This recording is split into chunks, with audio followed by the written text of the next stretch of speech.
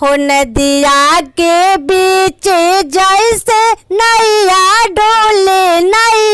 डोले झारस जब बाल भसुर जी लागस कमाल भसुर जी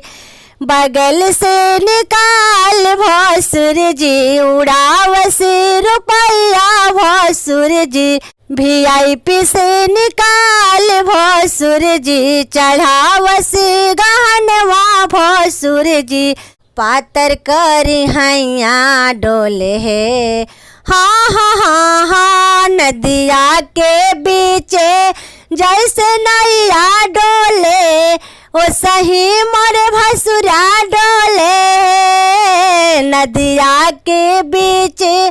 जैसे नैया डोले ओ सही मोरे भसुरा डोले ओ सही मोरे भसुरा डोले पातर भसुरा हो बहुते सुंदर रामा मड़वा में आवेला तो सुर मच जाला रामा पातर भसुरा हो बहुते सुंदर रामा मड़वा में आवेला तो सुर मच जाला रामा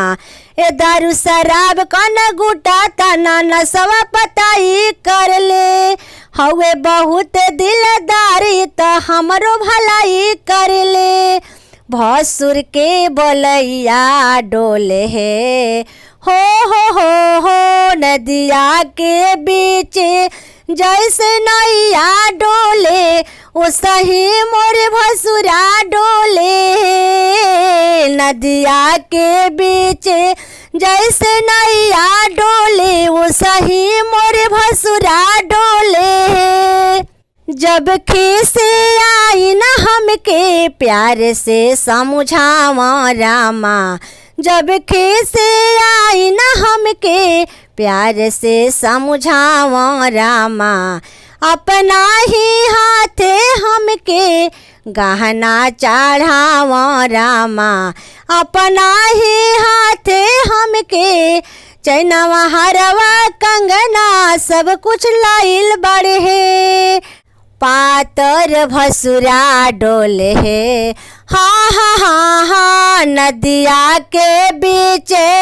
जैसे नैया डोले ओ सही मोरे भसुरा डोले